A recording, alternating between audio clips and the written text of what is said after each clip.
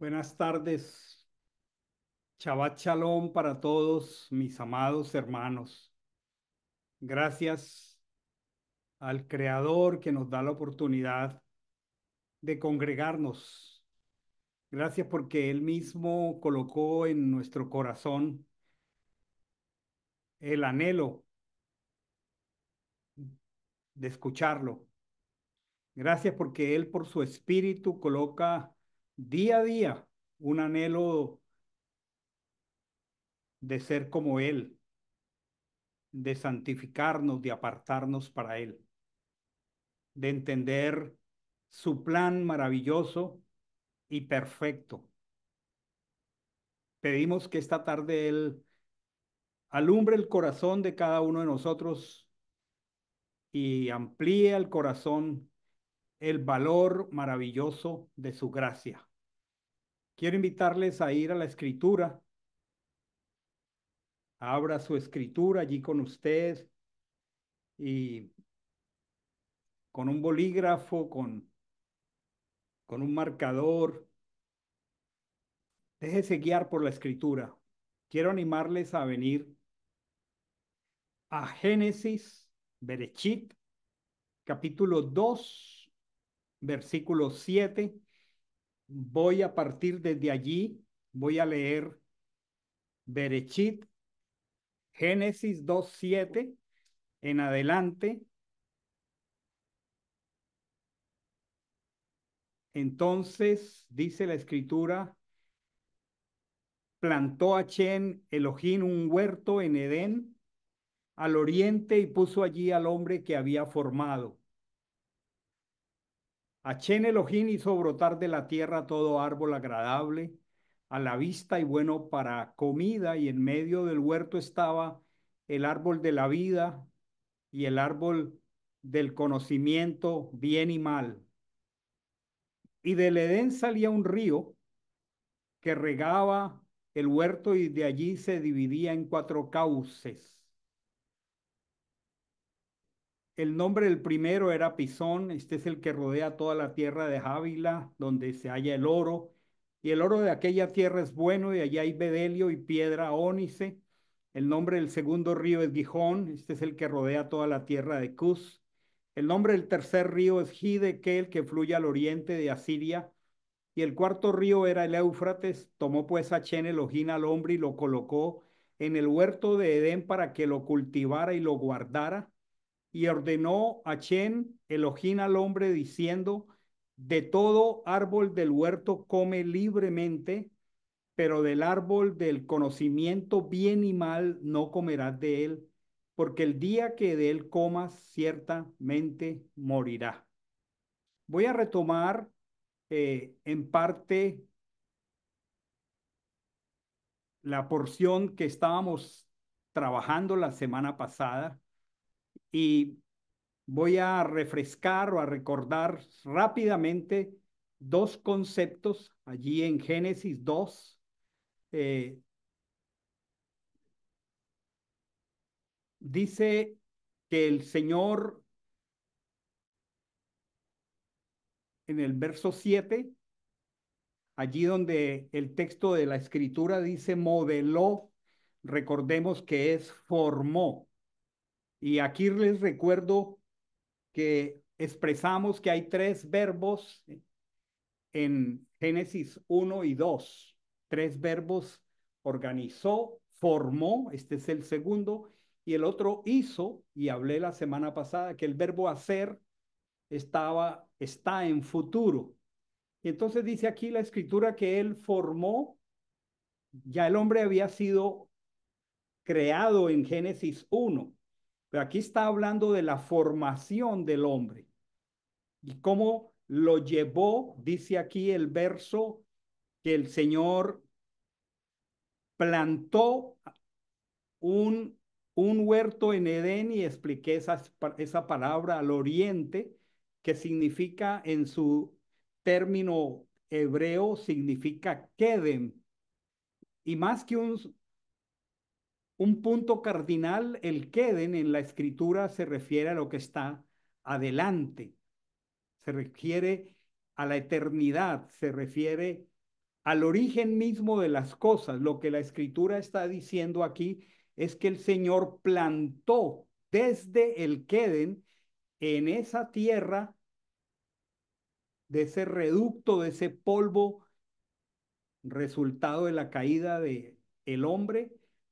Él organizó las cosas, pero trajo del Queden, de la eternidad, y plantó allí el huerto, el Gan Edén, y allí fue donde él determinó formar al hombre. Puso allí al hombre que había formado, y les expliqué la semana pasada que hay una misma palabra en castellano para tierra, pero que en hebreo tenemos que entender como esa tierra que es Eretz, que es el resultado de esa catástrofe. Pero cuando la escritura aquí está nombrando que puso aquí en esta tierra, este es Adamá. Y Adamá es ese, lo llamamos enclave, como un territorio dentro de otro territorio. Voy a compartir una sencilla gráfica.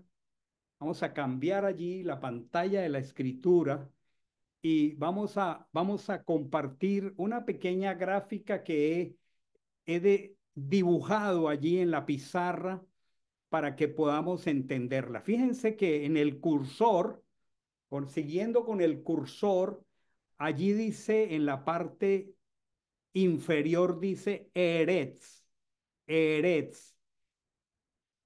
Y si podemos con ese cursor ver como toda el límite de Ceres, que es ese polvo de la catástrofe, producto de la caída de Hasatán, de ese polvo, de ese polvo, él creó a Adán. Y la semana pasada explicábamos que lo hizo para mostrarle a Satanás el poder restaurador y regenerador que tiene Dios, porque aquí está hablando del plan completo de la redención. Y entonces dice, allí como dentro de ese gran Eretz, hay una circunscripción más pequeña que lo llamamos a llamar Adamá.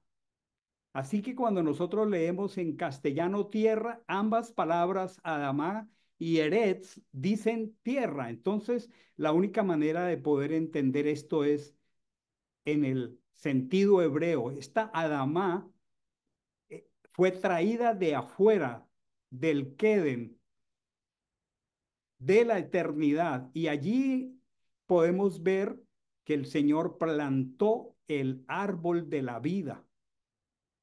Igual este árbol de la vida lo podemos ver en Apocalipsis con los nuevos cielos y la nueva tierra. Eso nos indica que este árbol de la vida, tanto como la Adamá, fueron traídos de afuera. Y aquí en esta Adamá, donde también el Señor dice, plantó con delicia un huerto, aquí puso a Adán. El nombre Adán viene de Adamá. Y él lo puso allí para que guardara, cultivara y multiplicara el huerto. Y fuera de esta circunscripción, yo pienso que a veces las imágenes nos ayudan a entender lo que las palabras no alcanzan a comunicar. Fuera de esta Adamá, fuera de este límite, él colocó un árbol que las traducciones han colocado o han llamado del bien y del mal. ¿Sí? Yo lo coloqué allí textualmente como está en la escritura, pero si ustedes y yo pensamos un poquito, algo no puede ser bien y mal simultáneamente. O algo es bueno o es malo. Y es que este árbol estaba fuera de la circunscripción de Adamá. Y este árbol se llama el árbol bien mal. La palabra bien y mal es una palabra engañosa aquí, porque algo es bueno o es malo, pero no puede ser algo bueno y a la vez malo. El mismo libro de Santiago en el Evangelio dice que de una misma fuente no puede salir agua dulce y agua amarga. Sin embargo, y esto tiene una pertinencia maravillosa en el siglo XXI, porque una de las grandes cosas que se está manipulando en el siglo XXI es el bien y el mal.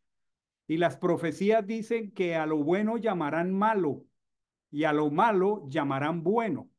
Si ustedes normalmente están conectados con el mundo moderno, se dan cuenta que el bien y el mal se está manejando de una manera muy manipuladora, muy manipuladora, y cosas con las que las generaciones se levantaron en la convicción de su bondad inherente en ellas, hoy se les llama malas.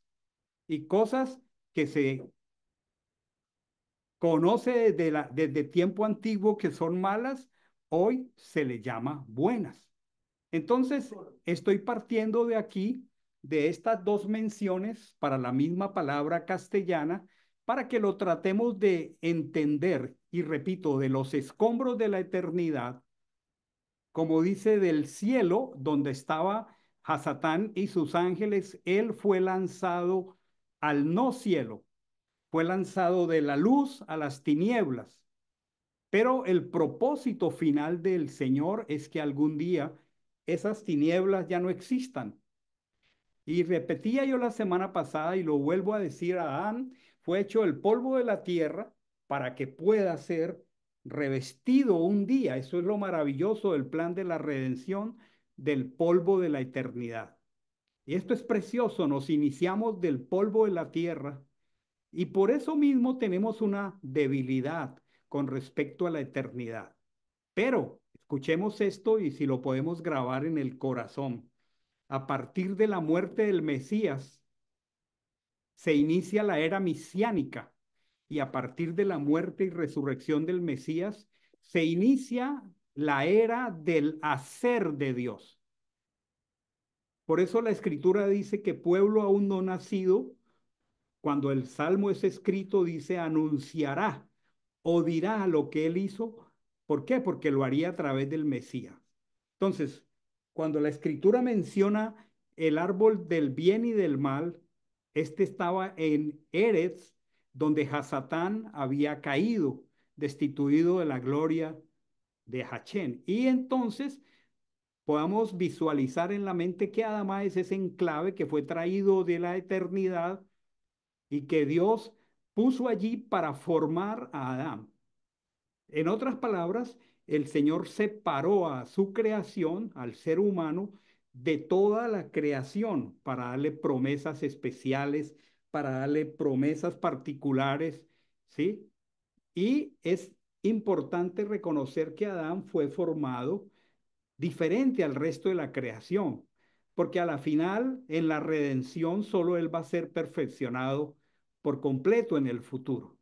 Entonces, vemos que desde Adamá el Señor hizo germinar toda clase de árboles atractivos a la vista, buenos para comer, y allí en medio, esto lo estoy explicando porque voy a hablar ahora de la caída, estaba este árbol que Elohim plantó desde el Queden, recuerden, allí dice oriente, pero esta es una figura profética de la nueva Jerusalén. ¿Saben por qué? Porque el árbol de la vida es una figura de Yehoshua mismo. Ahora, hay un mandamiento muy claro que leí, no comerás del árbol bien y mal. Él podía comer del árbol del bien y del mal, perdón, del árbol de la vida, excúseme, pero del árbol bien y mal había un mandamiento porque es engañoso, no podrás comer. Fíjense ustedes que si tuviéramos el tiempo suficiente para analizar las muchas situaciones en que viven muchas personas se debaten en su vida y en sus decisiones, sobre todo las decisiones más trascendentales, en un conflicto entre qué es bueno y qué es malo. Y a veces una cantidad de personas pueden tener unas cuantas verdades y entremezcladas una infinidad de mentiras y sustentan esas mentiras supuestamente con ciertas verdades, porque esto es un tema engañoso, ¿sí?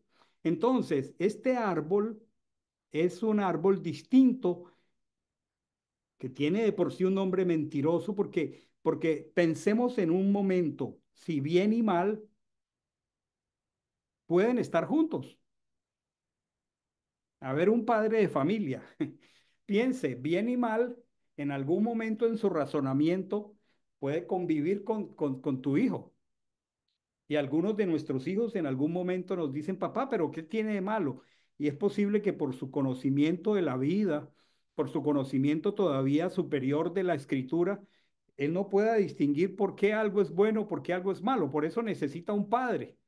Lo más desastroso y triste de esto es que hay muchas personas adultas que se manejan en una confusión tremenda entre qué es bueno y qué es malo, y lo más triste, sin el árbol de la vida que es la Torá, sin el árbol de la vida que es el mismo, es muy difícil que una persona en medio del mundo moderno pueda saber sin la escritura de verdad qué es bueno y qué es malo.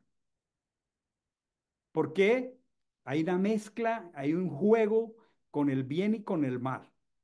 Entonces, este árbol, recordemos, estaba en Eretz, no estaba en nada más, no formaba parte del sistema, estaba afuera, ¿cierto? Estoy reafirmando que este es un árbol, el bien y el mal, ese concepto juntos no pueden ir juntos, es una mentira, es un nombre mentiroso, porque el bien y el mal no pueden estar juntos.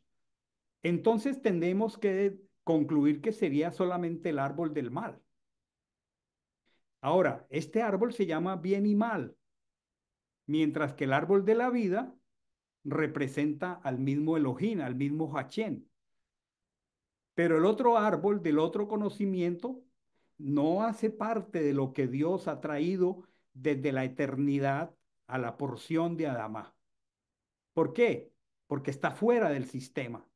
Entonces, Hachén toma a Adán, lo pone en el jardín para que lo sirva, para que lo guarde, pero le advierte muy claro que no vaya a salir del Gan Edén. También le advierte que no puede comer de ese árbol porque ese árbol está fuera del jardín, porque ese árbol es una mentira, porque el bien está dentro del jardín, pero este árbol es únicamente el mal. Y le dijo muy claro, el día que comas de este árbol, morirás. O sea, Dios es maravilloso, Dios ama a su creación, para eso nos da la Torá, para eso nos da el árbol de la vida y nos da criterios. Él le dice, si tú comes de este árbol bien y mal, vas a salir de la eternidad, vas a desconectarte del árbol de la vida. ¿Qué dice el Evangelio? Que Hasatán anda alrededor de nosotros buscando a quién devorar. ¿Y cómo nos devora? Bueno, con mentiras. ¿Dónde devora a Satán las personas? Comienza a trabajar sus mentes. Por eso la escritura dice que nosotros necesitamos, y ese es el trabajo de la Torá, el trabajo de la escritura, es que nosotros necesitamos aprender a llevar cautivo todo pensamiento a Yehoshua, Hamashiach y a la obediencia a su palabra. Una persona que tiene la bendición de dejar que su mente sea cautivada, sea saturada de la escritura, por eso aprendemos a escuchar la voz de Dios y a tomar decisiones solamente si tienen el respaldo de la escritura. ¿Por qué? Porque de lo contrario, tenemos una cosmovisión formada por un mundo caído y entonces no podemos estar ciertos que nosotros como individuos podamos tener la verdad absoluta, porque la verdad absoluta está fuera de nosotros, es la palabra de Dios. Y por eso el Señor nos dice que necesitamos el árbol de la vida. La escritura dice que la palabra es el árbol de la vida. Pero vamos ahora al capítulo 3. Vamos ahora al capítulo 3 después de esta exposición sencilla. Y vamos a leer el capítulo 3 de Berechit, de Génesis. Vamos a esperar que Paul lo ponga ahí en la pantalla. Aquí está.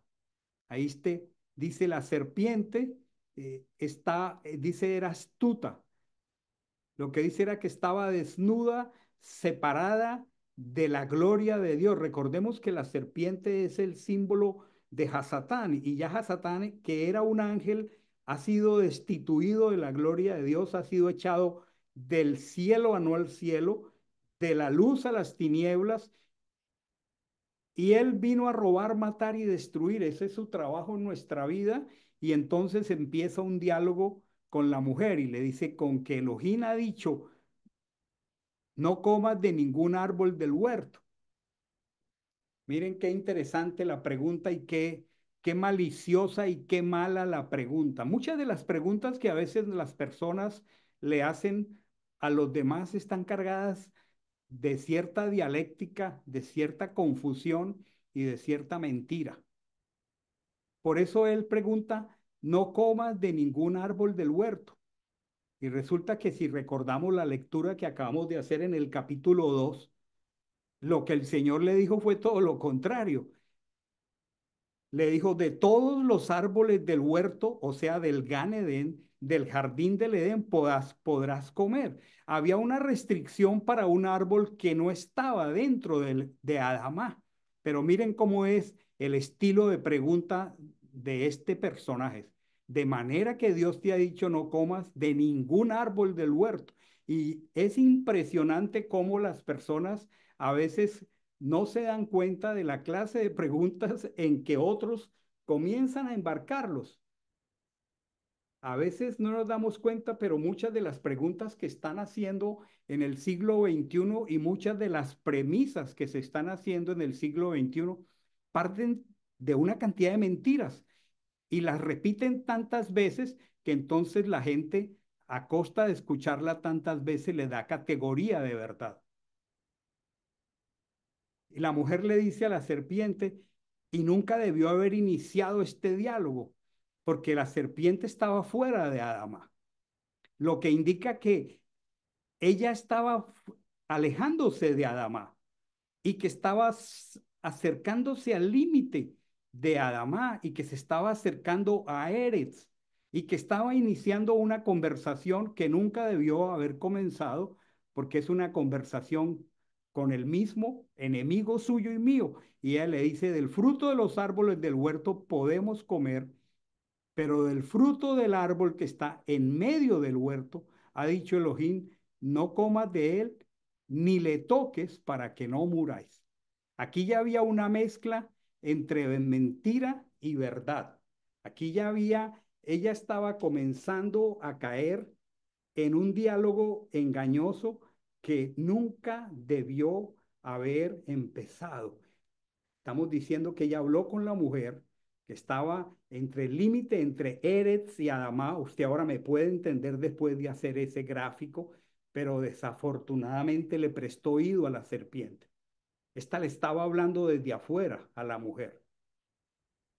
Y ella estaba escuchando, escuchen aquí esto, perdonen la redundancia, estaba escuchando a lo de afuera. Siempre que a ti que tú y yo empecemos en un diálogo, a veces son monólogos, la pregunta que debemos hacer es, ¿este diálogo que estoy teniendo, esta confusión en la que estoy involucrado, este monólogo interno, de dónde está partiendo? ¿De qué límite está saliendo este pensamiento? Estoy preguntándome respecto a la cultura del siglo XXI y estoy pensando si debo tomar o no esta decisión o este diálogo está partiendo de una conversación desde la Torá. Y muchos de nuestros errores comienzan allí porque nos salimos del límite de la protección de Adonai en Adamá. El Adamá es el lugar, es ese enclave, la escritura, el árbol de la vida es protector. Siempre hemos expresado que los mandamientos del Señor son un cerco de protección. Entonces, aquí podemos comenzar a ver la confusión de la mujer por haber estado hablando con la serpiente. Ella dijo, del fruto del árbol del jardín comemos, pero del fruto que está en medio del jardín, aquí ya estaba confundida. Porque ¿cuál es el árbol que está en medio del jardín según la lectura que hicimos en el capítulo 2? Pues el árbol de la vida. Y miren qué tremendo fue para ella comenzar este diálogo.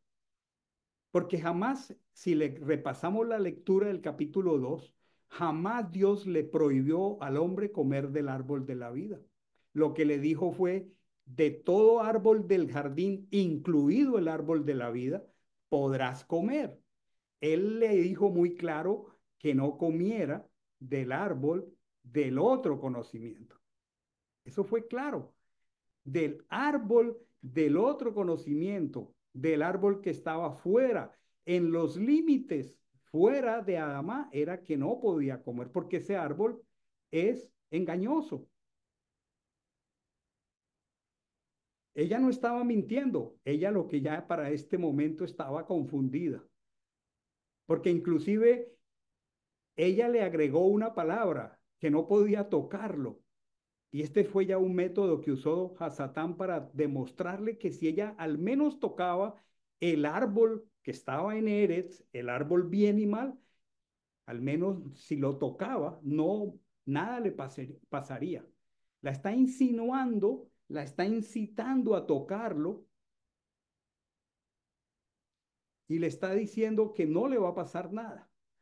Como si ya la serpiente que le está diciendo, mira, yo ya lo he comido y a mí no me pasó nada, a ti tampoco te va a pasar nada. Satanás es envolvente en sus diálogos. Satanás es impresionante. Miren, cuando nosotros tenemos la Torá, cuando nosotros tenemos la escritura y cuando nosotros escuchamos las personas con amor y con atención, muchas de sus elocubraciones, muchas de sus meditaciones a la hora de cometer un error, es evidente que no conocen el árbol de la vida, pero es evidente que conocen mucho de los engaños de la cultura en el cual cada uno de nosotros está creciendo. Y somos a veces, yo escucho a veces los predicamentos de tantas situaciones, de tantas ideologías del siglo XXI, y yo digo cómo las personas caen en estas conversaciones con cosas que simplemente tienen un sabor ideológico, no científico, no histórico, y están envueltos en unos diálogos fuera de la escritura y sustentando errores fuera de la escritura y diciendo, no, realmente a mí no me va a pasar nada, realmente ya todo mundo lo hace, esto es lo que hace todo mundo. ¿Qué es lo que ha hecho para este momento Hasatán con la mujer? Ya la sacó de Adamá, ya la llevó a Eretz, ya está ella confundida con una cantidad de diálogos engañosos fuera de la escritura, ya Satanás la tiene creyendo que la prohibición del árbol del otro conocimiento era para el árbol de la vida, porque ella está hablando del árbol del medio del huerto, pero Hasatán la tiene enfocada en el árbol bien mal, cuando en realidad la advertencia de Dios era respecto del árbol del otro conocimiento. Y con su astucia, este ser maléfico cautivó sus sentidos para apartarla de la sincera fidelidad a Machiach. Miren lo que dice segunda de Corintios 11:3, si lo ponemos allí en la pantalla. Segunda de Corintios 11:3. Segunda de Corintios 11:3. Miren lo que pasó aquí. Y miren cómo el apóstol Pablo en el Evangelio se está refiriendo a este asunto. Miren cómo la escritura se sustenta a sí misma. El apóstol Pablo está diciendo, me temo, me preocupa, que así como la serpiente con su astucia engañó a Eva, esto le pasó a esta mujer. Y yo escucho a veces tantas personas que dicen, bueno, eso le pasó a ella, pero a nosotros igualmente nos pasa.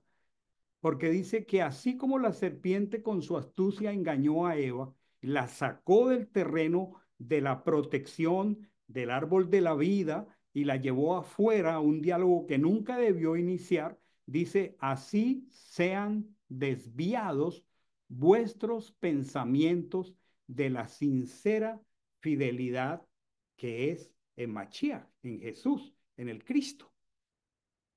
Entonces, vemos aquí que esta mujer muy sinceramente se dejó confundir, solo que cometió un grave error. Dejó de escuchar el árbol de la vida, se fue alejando del límite del enclave de protección, salió del territorio, habló con el mismo enemigo, no se dio cuenta en qué momento estaba tomando decisiones fuera de la palabra y de la voluntad de Dios. Y luego el texto dice que ella vio que el árbol era bueno, que el árbol era agradable, que era codiciable.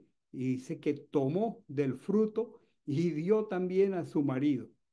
Ella vio y por el sentido de sus ojos ya fuera del lenguaje de la palabra, simplemente movida por sus sentidos, tomó del árbol que era bueno, malo, que era codicioso y atractivo. Ella profundizó tanto en este diálogo que comenzó a considerar que no era tan malo, pero el que le había dicho que no comiera es Dios mismo.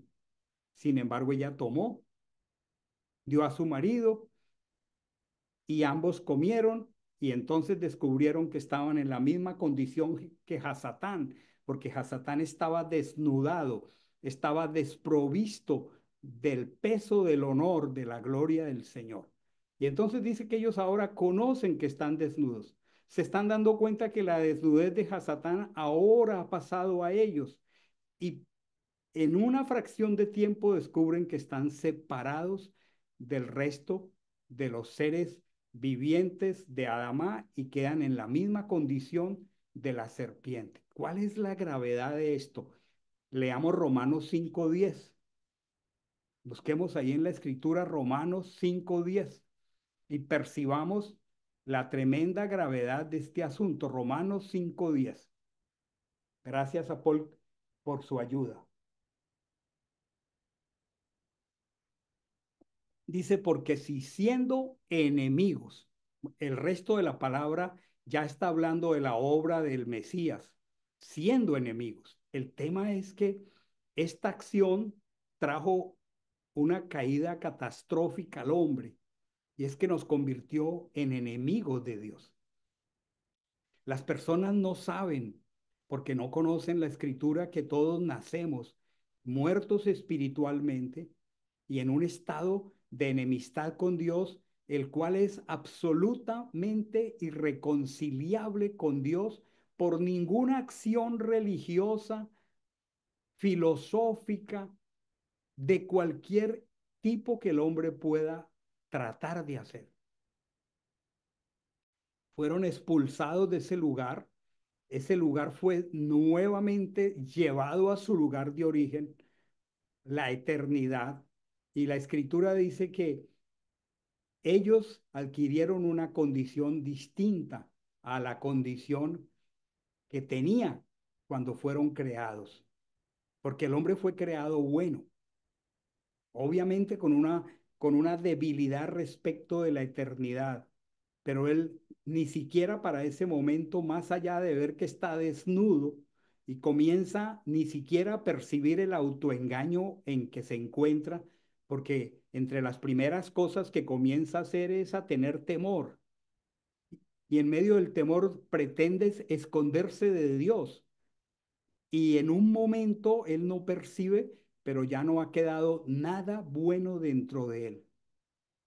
Y las consecuencias, el capítulo 3 las menciona, esa tierra quedó maldita y de ahí en adelante la raza humana vive en un estado de enemistad con Dios que solamente puede reconciliarlo el maravilloso acto sacrificial que él mismo hace poniendo su cuerpo en el madero para reconciliarnos con él. Pero el capítulo 7, perdón, capítulo 3 de Génesis, el verso 7, solamente para que veamos nosotros los intentos vanos de Adán, mientras buscamos ahí en la escritura Génesis 3:7. Génesis 3:7 dice la escritura, se les abrieron los ojos a ambos, ya esto lo mencioné, y se dieron cuenta que estaban desnudos y cosieron follaje de higuera y se hicieron ceñidores para sí mismos. El hombre, desde ese momento, a todos los seres humanos, a menos que encontremos la respuesta espiritual del Señor para nosotros. Lo primero que nosotros vivimos haciendo es cosiendo pequeñas hojitas de higuera y haciéndonos delantales que no pueden cubrir nuestras realidades. Lo más difícil para nosotros de esconder son nuestras dificultades. Lo más difícil para nosotros reconocer son nuestros errores. Nosotros comenzamos con un temor, ese mismo temor que al hombre le dio de su mismo creador, con quien antes caminó en amistad, en intimidad, quien antes se movía al aire del día en el huerto. ¿Cómo puedo pretender esconderme de él? Y luego, ¿cómo puedo pretender cubrirme con un follaje de higuera y hacerme un delantal que ni siquiera me cubre? Y qué triste oyeron la voz de Elohim que se desplazaba por el huerto a la brisa del día, cómo el hombre pretende esconderse de Dios. Y cuando Dios de manera retórica les pregunta ¿dónde estás? ¿Será que Dios no sabía dónde estaban? Es que lo que Dios está tratando de hacer es hacerles entender que a veces tenemos unas salidas tan insuficientes que los que más cerca de nosotros están se dan cuenta que nuestras salidas son en falso, que es una incapacidad para reconocer el pecado, una incapacidad para reconocer el error, una incapacidad para no enfrentar de la manera correcta como se deben enfrentar las cosas. Y entonces dice la escritura, ¿quién te reveló que estabas desnudo? Y el Señor es tan frontal. ¿Acaso comiste del árbol? Sería que Dios no sabía lo que estaba pasando. Son solo preguntas retóricas. ¿Acaso comiste del árbol que te ordené que no comieras? Y miren toda la dramática realidad del ser humano caído. La mujer que pusiste conmigo, ella me dio del árbol y comí. O sea, ¿quién tiene la culpa? La mujer. Y a la mujer le dice, ¿qué es esto que has hecho? Y entonces la mujer dice, no, la serpiente me engañó. Nadie tiene la culpa. Uno de los grandes y dramáticos problemas del ser caído es nuestra incapacidad para reconocer nuestros pecados. Estoy tratando de conectar dos porciones de la escritura. Así que tenemos aquí este ser creado con el resplandor de la luz de Dios, con una promesa maravillosa de que un día, y por eso se hace indispensable y necesaria la redención, perdón, la redención de que un día Dios lo hará semejante a él, cuando despertemos a su semejanza. Pero aquí tenemos el boceto inicial de todo el plan de salvación. ¿Por qué es importante comunicarle el evangelio a una persona? Y lo más tremendo es que a partir de ese momento, el hombre nunca, jamás, por sus propios medios, pudo alcanzar el árbol de la vida y mucho menos por sus propios medios, el hombre nunca pudo resarcirse del daño que él mismo se creó al romper su comunión con el Señor. Yo quisiera pedirles que fuéramos ahora al capítulo 5 de Berechit, capítulo 5 de Berechit, mientras lo buscamos aquí, Génesis capítulo 5. Y el capítulo 5 comienza hablando ya de las generaciones de Adán. Entonces ahí viene la historia de Abel, que es Hebel, que es perecedero, de Caín, y luego vienen las realidades de toda esa generación. Aparecen los primeros asesinatos, aparecen los primeros hombres que quieren tomar control de toda la tierra, y en medio de esto, el Señor comienza, porque nada de esto a él se le ha salido de las manos, y él comienza a, a llevar adelante su plan para traer el reposo al hombre. Y yo quisiera que fuéramos a Génesis 5:29.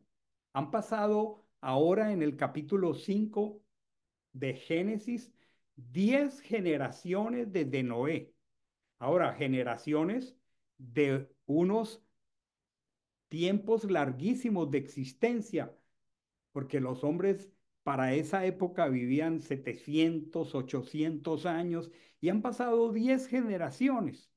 Y entonces, en medio de esa tragedia, ha pasado la Torre de Babel, la torre ha tenido como consecuencia una confusión entre los seres que trataron de construirla, pretendiendo llegar por sí mismos al encontrar lo que solo Dios nos puede dar.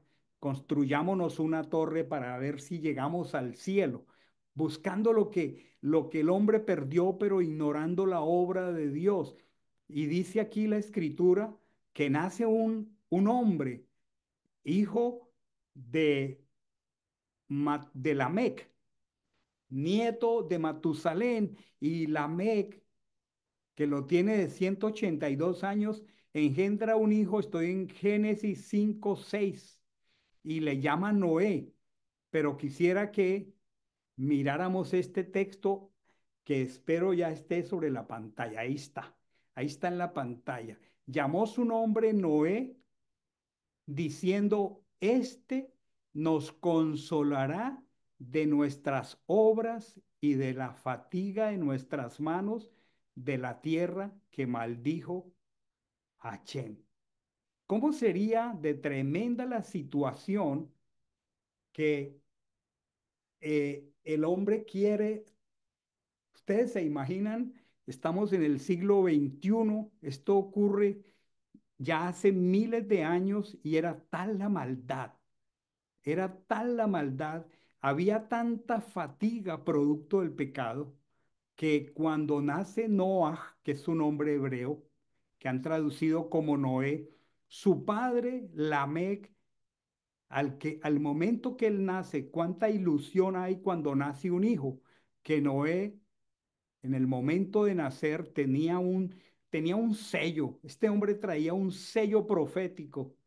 Y este hombre, su padre Lamec, dice, este nos consolará de nuestras obras y de la fatiga de nuestras manos. Miren esta frase tan fuerte, de la tierra que Achén maldijo. Cuando el Mesías habla de su regreso, dice que su regreso será como los días de Noé. Y saben, para que cotejemos aquí la escritura, yo quisiera que leyéramos este texto que tengo aquí. Génesis 6:5. Génesis 6:5. Allí con la pantalla que usa Paul. Génesis 6:5. Miren el texto que Paul ya colocó allí, para que tomemos una idea de cómo se vivía en los tiempos de Noah. Vio entonces Achén que la maldad del hombre se había multiplicado en la tierra. Y miren esta frase que está ahí en rojo en la pantalla. Leámosla con atención y miremos alrededor de nuestro barrio, nuestro vecindario, nuestro país, y pensemos que esta frase fue escrita hace miles de años. Pero la pregunta es, ¿y qué tanto nos retrata a la sociedad en que vivimos hoy? Dice, y que toda forma del pensamiento de su corazón era solamente el mal durante todo el día. ¿Qué piensan ustedes? ¿Qué piensan ustedes que escuchan noticias de abusos infantiles? ¿Qué piensan ustedes que escuchan noticias de violaciones infantiles, de asesinatos infantiles, de miles de muertes de inocentes, cuando la escritura dice que el Señor vio que toda forma de pensamiento de su corazón era solamente el mal? Este es el primer libro de la escritura y está diciendo ya para ese entonces que toda forma de pensamiento, es que solamente en el pensamiento del hombre era solamente el mal. Y entonces, allí mismo en el capítulo 6, en el verso 3, capítulo 6, verso 3,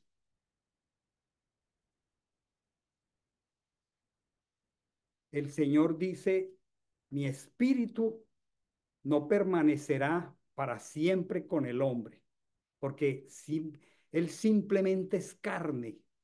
Y aquí hay un texto que pues es interesante porque parece ser muy ambiguo en su expresión. Y dice, sus días serán 120 años. Eso es bastante ambiguo el texto porque la escritura, siendo la palabra de Dios, no se contradice. Y si Dios de verdad hubiera dicho que los días del hombre caído sobre la tierra serían de 120 años, pues eso contradice la escritura, porque el mismo Salmo 90, por ejemplo, Salmo 90 dice, los días de nuestros años son 70 años y en los robustos 80 años. Entonces ya de por sí esto traería una contradicción a la palabra de Dios y la palabra de Dios no tiene contradicción. Lo que la escritura está en su sentido original es que a partir de este momento en que Dios está haciendo este diagnóstico del hombre, Él le está poniendo, y escuchemos aquí esto bien importante, un plazo a esa generación de los días de Noaj, porque va a venir un juicio. Eso es lo que la escritura está diciendo. Que en 120 años él ejecutaría el juicio del diluvio. ¿Por qué? Porque para ese momento ya toda forma de pensamiento de su corazón era solamente el mal y Dios necesitó refinar su creación. Y entonces escogió a Noah. Y si leemos segunda de Pedro 2:5, la escritura dice que Dios constituyó a Noah. No sé si ya está en la pantalla. Ese polva a una buena velocidad. Dice, y no perdonó al mundo antiguo. Está hablando el apóstol Pedro, que Dios no perdonó al mundo antiguo, pero guardó a Noah, el octavo, y dice un adjetivo calificativo maravilloso para Noah. Lo constituyó pregonero de justicia. ¿Saben, hermanos, una cosa maravillosa del carácter de Dios? Es su paciencia. Porque si no fuera por su paciencia, un Elohim justo y perfecto y recto como él, pues hacía rato que tendría suficientes elementos para juzgarnos.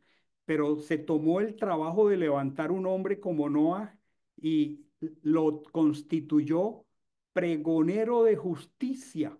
Quiere decir que Dios le dio un llamado a un hombre para que fuera pregonero de justicia y le ordenó entonces construir esa arca, ¿cierto? Y le pidió que la construyera porque Dios traería, traería juicio sobre su creación, como si fuera a traer una refinación, como si tuviera en mente hacer una limpieza y preservar una pequeña semilla para no destruir del todo su creación.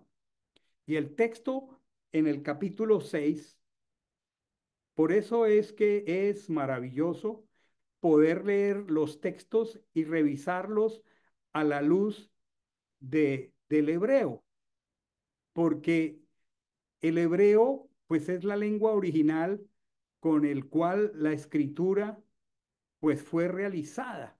Y entonces aquí dice en el capítulo 6, déjenme, yo llego hasta ahí,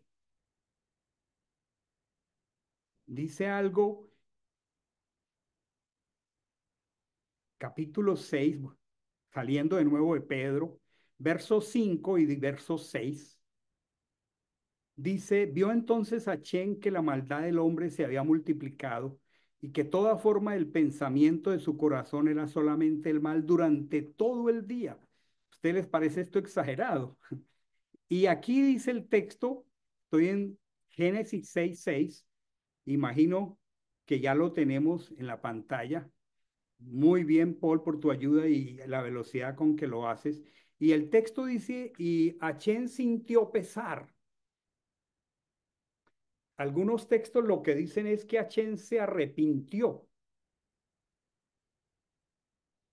Por ejemplo, Reina Valera dice que él se arrepintió de haber hecho al ser humano en la tierra y se entristeció en su corazón.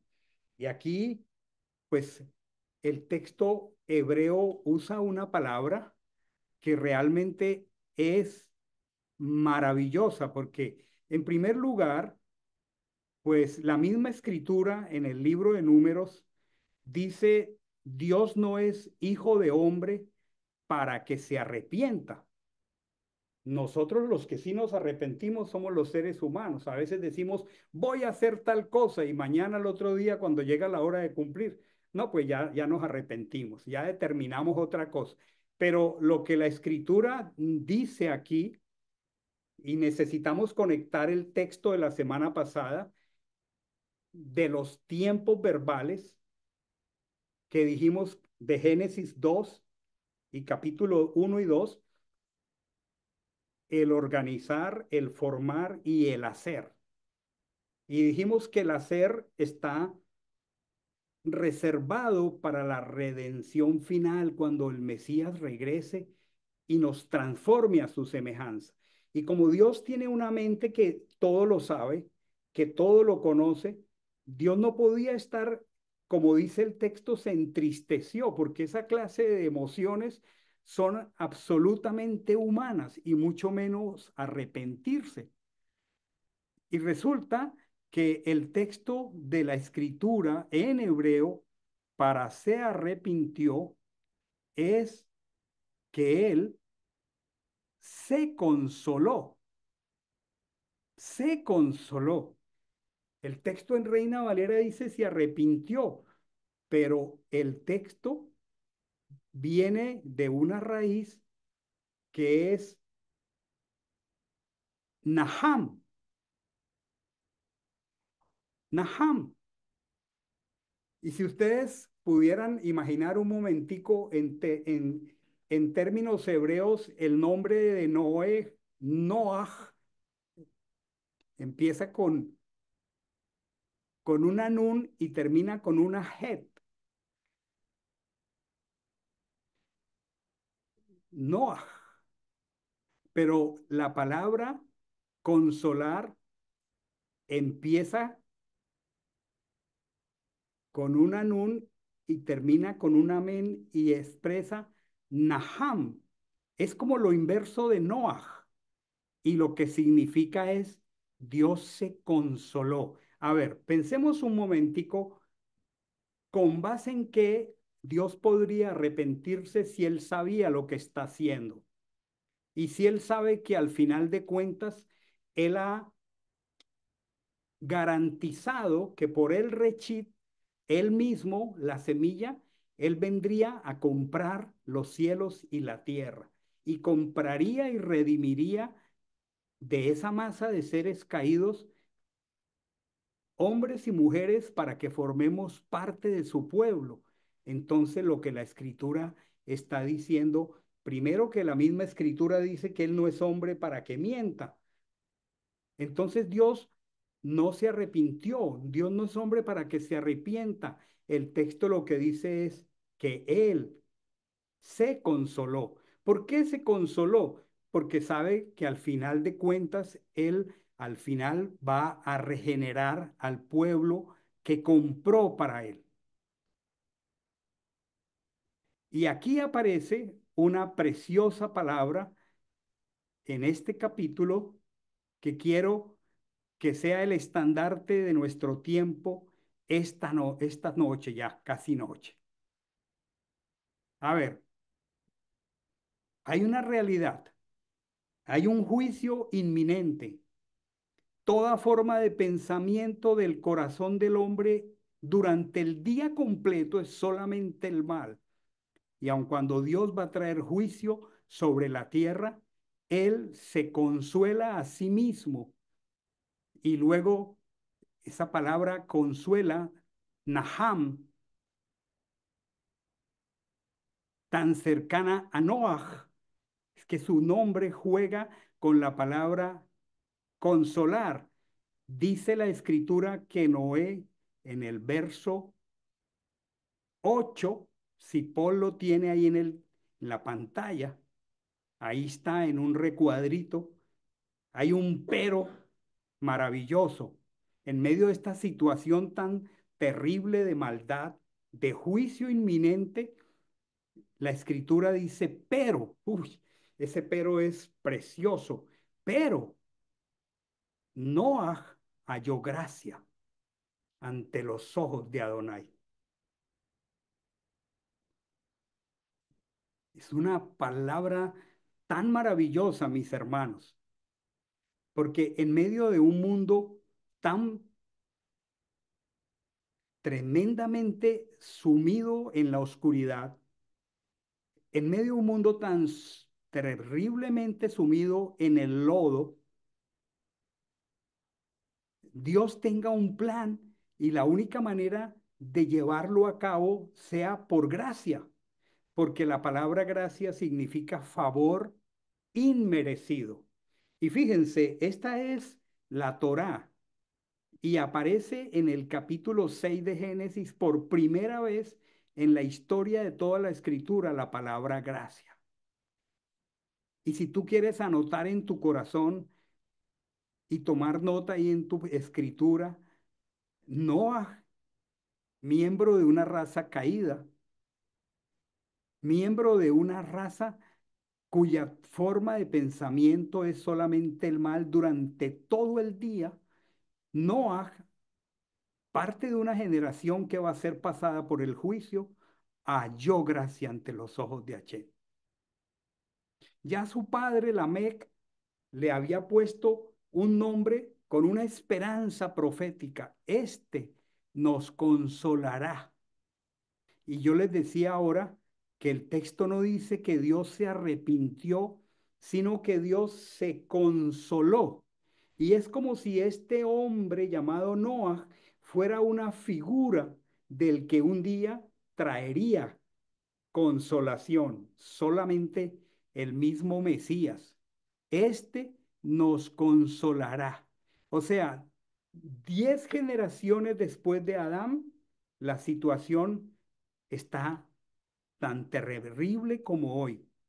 Pero en medio de eso, no sabemos bajo qué razón del corazón de Dios, más allá que de su gracia, existimos personas que no somos mejores que los demás, a quienes Dios nos otorga su favor y nos presentan el plan de salvación. ¿Qué fue lo que le presentó el Señor a Noah? Le presentó el plan de salvación y de escapatoria. Le hizo construir un arca y la hizo recubrir. Y allí nace una figura preciosa. Le hizo poner kippur, le hizo poner una brea aislante, lo hizo proteger de una manera sobrenatural para que él y 7 personas más tuvieran escapatoria. Y hoy, de igual manera, mis hermanos, nosotros vivimos en medio de un mundo cuya toda forma de pensamiento del corazón es solamente el mal durante todo el día. Y sin embargo, nosotros hemos hallado gracia ante los ojos de Adonai. ¿Qué es gracia? Es un favor inmerecido. Eso es gracia. Nosotros, como dice el apóstol Pablo, no hemos sido salvos por obras de justicia que nosotros hubiésemos hecho. Yo no creo jamás que a mí me alcanzaría la justicia para pretender ser salvo, porque no me alcanzaría, porque el árbol de la vida fue sacado de aquí y por mis propios medios no lo puedo alcanzar. Pero Dios siempre ha buscado un remanente de hombres a quienes nos hace hallar gracia ante sus ojos y nos sensibiliza para que llegado el momento, alguien nos traiga el Evangelio, nos lo comparta. Él por su espíritu nos prepara, nos predispone espiritualmente, nos atrae espiritualmente, y cuando alguien viene y nos comparte el Evangelio, entonces Él ya de antemano ha hecho todo en el mundo espiritual de nuestras vidas para atraernos a Él por un acto de gracia, de favor. Y por eso todos los que nosotros, de, todos los que estamos aquí, que somos parte de esa raza caída que desprecia en algún momento el árbol de la vida, que se deleita en escuchar el otro conocimiento bien y mal, y que lo come, y que estamos sumergidos en nuestros delitos y pecados, viene el Señor y nos trae a través de circunstancias y a través de personas que un día nos comunican el Evangelio. Imagínense que Dios salva a esa generación. En el camino levanta a Israel para que sea su pueblo, e Israel, habiendo sido escogido por gracia, vuelve y cae en los mismos errores y fracasos de todos los hombres de todos los tiempos. Y en medio de su más profunda depresión espiritual, en medio de su más profunda apostasía, cuando producto de su pecado se han llevado cautivas 10 tribus del norte para que nunca más volvieran a la tierra de Israel, y ya las 2 tribus del sur están próximas a que le corran la misma suerte, de hecho la van a correr. Y entonces el profeta Isaías en el capítulo 40, mientras Paul busca Isaías capítulo 40, cuando ya Israel pareciera que su suerte para ese momento histórico está echada, cuando ya 10 tribus del norte no existen y cuando quedan solo 2 y ya vienen por ellos desde Babilonia para llevarlos 70 años cautivos, y aparece esta palabra tan maravillosa que está en Isaías 40, versículo 1. ¿Qué texto más maravilloso? Porque aquí dice: consolaos, consolaos, pueblo mío, dice Achén, hablad al corazón de Jerusalén en ese momento histórico, gritadle que su tiempo difícil ha terminado. Miren esta frase más maravillosa: que su culpa ha sido cancelada. ¿A ustedes no les parece que Israel, que se merecía, como todos los miembros del género humano, el juicio de Dios, estén escuchando la misma palabra que Dios expresó en Génesis 6? Me consuelo al saber que al final de los tiempos yo los voy a hacer a mi imagen y semejanza. Y este nombre maravilloso, consolad, consolad, que en hebreo tiene la misma raíz de la palabra gracia, de la palabra consuelo, en hebreo es uno de los nombres. Ahí está ese juego de palabras tan hermoso. Miren allí, Noah, ahí está. Noah, ¿qué dijo su padre Lamé cuando fue a nacer? Este nos consolará. Y luego la palabra consolar, miren el juego de letras hebreas, es Naham. Y luego la palabra gracia, que es gen, miren el juego de palabras, gen tan cercano a Noah, gen tan cercano a Naham, y luego consolar, que es Nahamú, consolar. Este nombre, el consolador, viene de la misma raíz y es Menahem, el consolador. ¿Y quién es el consolador? El consolador es el que restaura al hombre al final de toda su fracaso y toda su destrucción. En este contexto maravilloso de la historia del fracaso y la salvación del hombre, cuánta bendición al entender, mis hermanos, que nosotros no somos diferentes a ningún ser humano sobre la tierra, que nosotros somos miembros de una raza caída que merece el juicio. Sin embargo, la Escritura nos dice hoy que no por obras de justicia que nosotros hayamos hecho, que por gracia sois salvos por medio de la fe. Esto no es de vosotros, no hemos sido salvos sino por el favor de Dios, pero todos los que estamos aquí somos muy conscientes de que si no fuera por su gracia y por su amor, correríamos una suerte que ni siquiera debemos pensar en lo terrible que significa. Pero para cerrar este tiempo, vamos a buscar Mateo 18, porque esto tiene que tener para nosotros un sentido, mis hermanos. Mateo 18. Miren esta secuencia, pasando por Génesis, pasando por Isaías y ahora llegando a Mateo, mientras Polito llega allí. Mateo 18. Esta es una orden preciosa del Mesías a sus discípulos en esa época. Esos discípulos que por gracia habían sido apartados del juicio, les está diciendo: sanad enfermos, resucitad muertos, limpiad leprosos, echad fuera demonios. Pero miren la última frase: de gracia recibisteis, dad de gracia. ¿Cuál es la palabra de la Escritura esta tarde? La gracia de Dios, el favor inmerecido de Dios. Aquel hombre que le puso su nombre a su hijo, este nos consolará de todas nuestras cargas.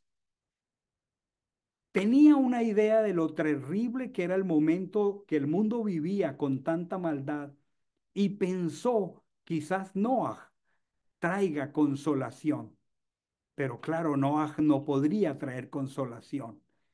Pero Noah es constituido un pregonero de justicia, y durante los 120 años que duró la construcción del arca, es como si cada clavo, cada listón, cada tablón de esa gigantesca arca que él iba construyendo se convirtiera en una pieza de un mensaje de consuelo, de gracia, de perdón.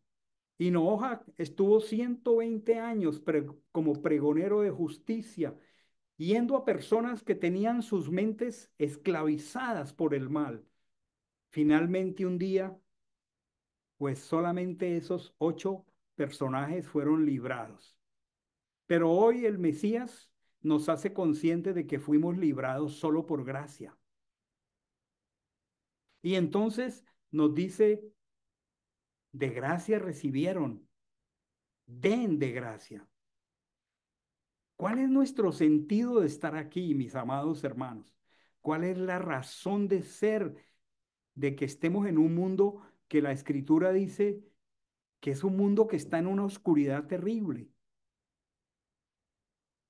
Pero qué bendición el día que, viviendo en esa oscuridad, cada uno de nosotros, alguien vino completamente consciente de lo que había recibido por gracia y trajo el Evangelio a la vida de cada uno de nosotros.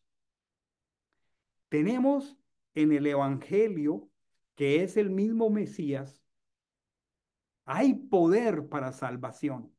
La comunicación del Evangelio es la respuesta de la gracia del corazón de cada uno de nosotros, que sabe que si no hubiera sido por su gracia y por su amor, nosotros estaríamos en una condición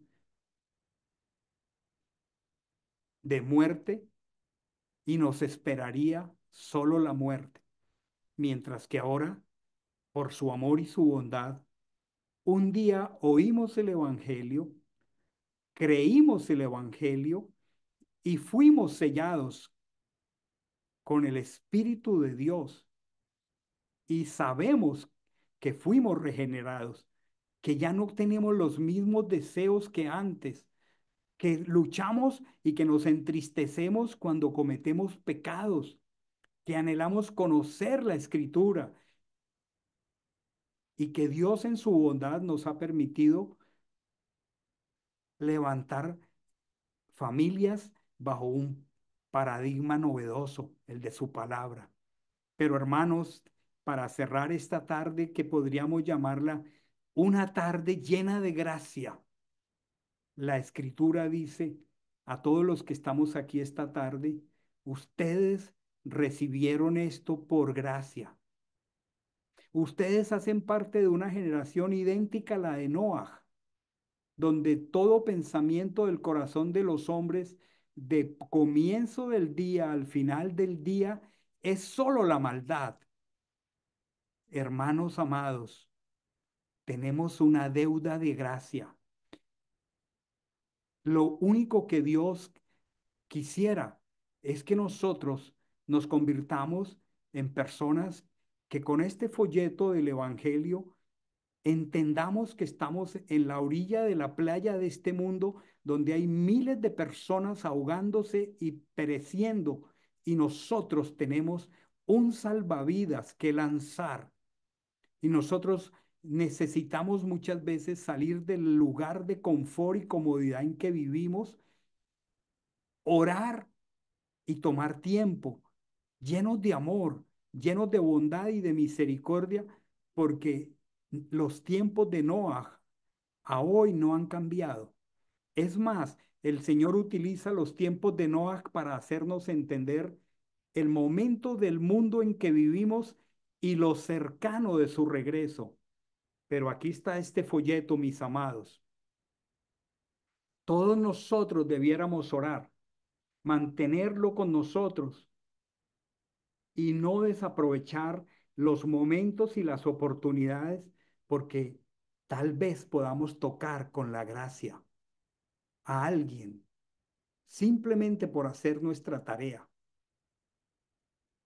haciéndolo en el poder del Espíritu de Dios, comunicándolo con temor reverente y dejando los resultados a Dios, porque el lenguaje de la escritura de Génesis al Evangelio es solo por gracia, siempre por gracia, porque no hay otra manera como podamos ser salvos fuera de su gracia.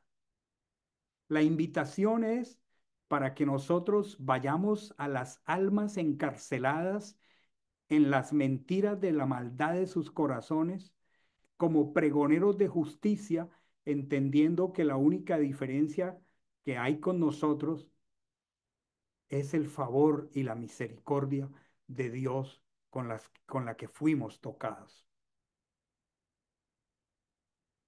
Yo quisiera animarles, amados hermanos, inclinando nuestro rostro a pensar seriamente en la riqueza del amor incondicional y de la gracia de Dios. La escritura dice, porque por gracia sois salvos. Pensemos cada uno de nosotros, que fuera de nosotros si su gracia no nos hubiera alcanzado. Yo no quiero pensar qué sería de mí si el Señor no hubiera usado a un instrumento humilde, amoroso, valiente,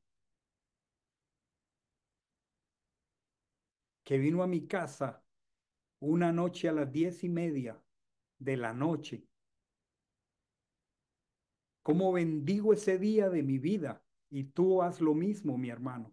Bendice el día, la hora, la persona que Dios utilizó para acercarse a ti, porque tú hallaste gracia, tal como Noah.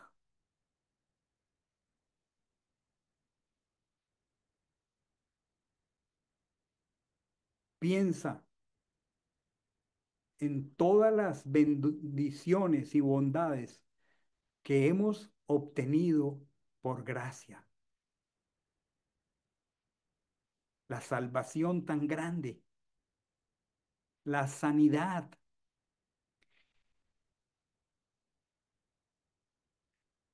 Sé que sería muy arrogante pensar, pero es una brizna de su sabiduría la que nos alcanza y nos toca.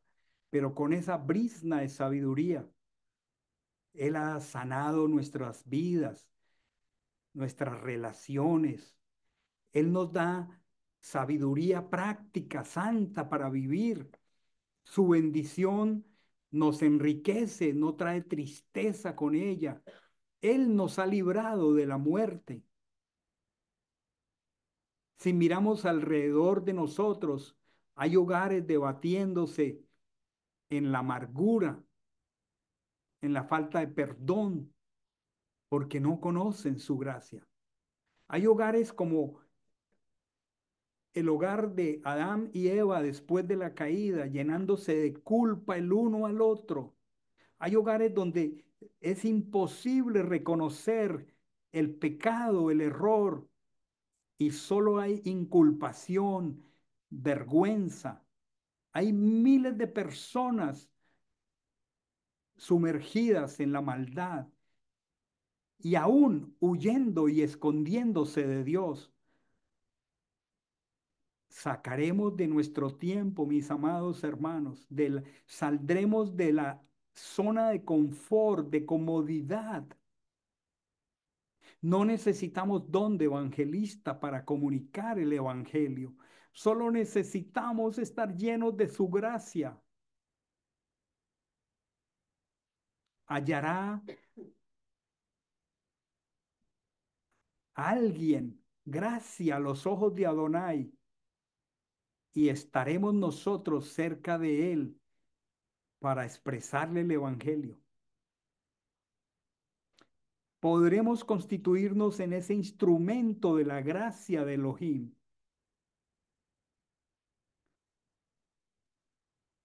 ¿Podrá alguien tener escapatoria antes de que vengan los días de completa oscuridad sobre este mundo? Porque nosotros de manera responsable tomamos la tarea de comunicar el evangelio.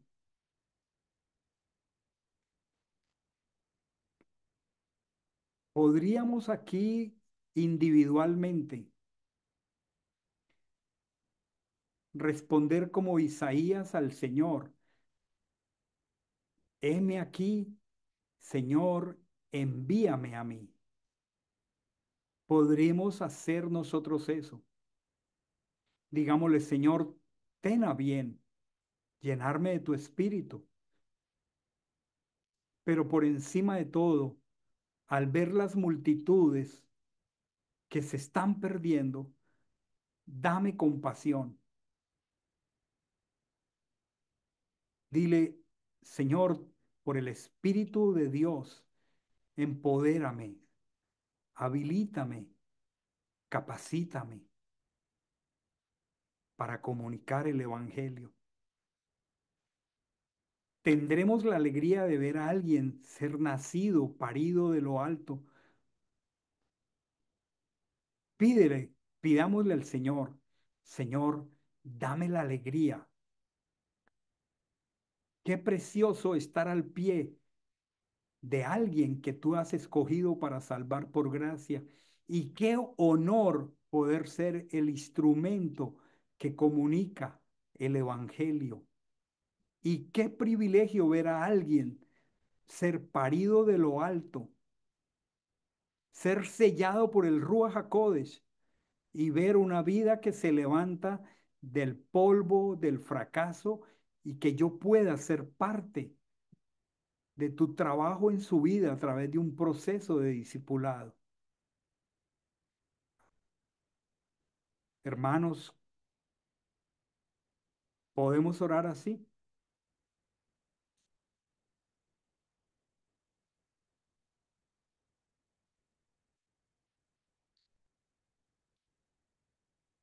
¿Ha sido su amor y su bondad para contigo?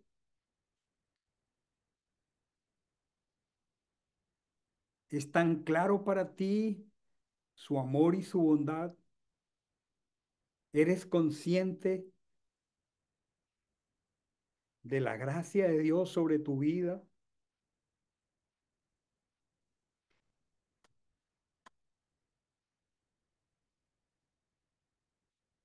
Dale gracias al Señor. Es una salvación tan grande. Es una salvación tan grande. Dale gracias al Señor.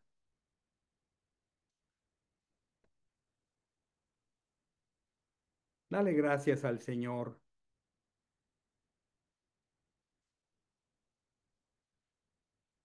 Reconoce que solamente ha sido por gracia. Reconoce que somos del polvo caído de la tierra, pero que Él empezó una obra de regeneración y de restauración. Bendito sea su nombre. Bendito sea su nombre. Hay miles que no han escuchado esta palabra. Querremos ser portadores de buenas noticias.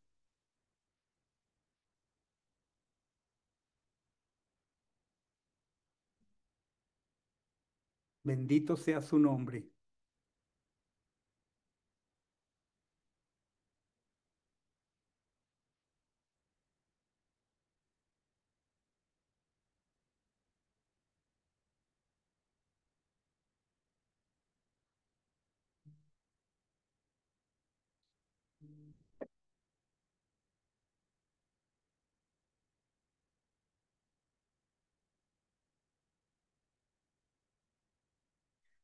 Habilitemos el micrófono para Anderson Paul, por favor.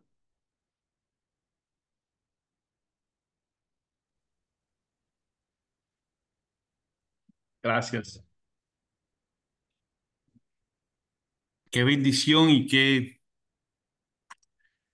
precioso cierre. Con esta misma actitud de agradecimiento, quiero que honremos, eh, oremos por los diezmos y las ofrendas. Quiero, como dice su palabra, honramos en obediencia a nuestro Elohim con el diezmo y la ofrenda. Quiero que oremos desde Deuteronomio 26, del 13 y 14, que dice, y dirás en presencia de Hashem, tu Dios, he apartado de mi casa lo consagrado y también lo he dado al levita, al extranjero, al huérfano, a la viuda, conforme a todo su mandamiento que me ordenaste. No he transgredido tus mandamientos ni los he olvidado. No he comido de ellos durante mi luto, ni lo he tomado estando inmundo, ni de ello he ofrecido a los muertos. He obedecido a la voz de Hashem mi Dios. De hecho, conforme a todo lo que me has mandado. A todos los que tenemos este regalo y bendición de poder eh, devolver al Padre ese 10% que Él nos da. Quiero orar por la, la vida de cada uno de nosotros, que sea el Padre bendiciendo nuestras finanzas, sea el Hashem dándonos sabiduría para administrar ese 90% que nos da el regalo de darnos y administrar, que sea como un seguro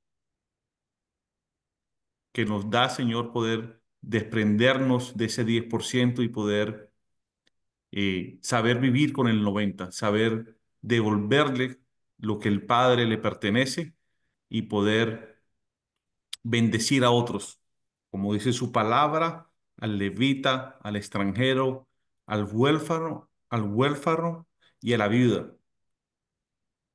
Un mandamiento que el Padre que tú nos diste, Señor, y te damos las gracias porque tú nos los enseñas desde la Escritura, desde tu Torá.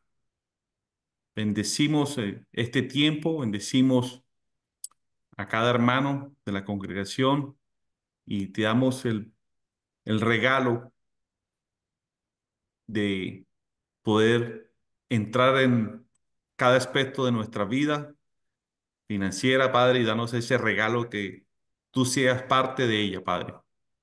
Toma todos los aspectos de cada uno de nosotros, Señor, en especial este tema tan importante, Señor. Te oramos en el nombre de Hashem, Yeshua, nuestro Mesías. Amén y amén.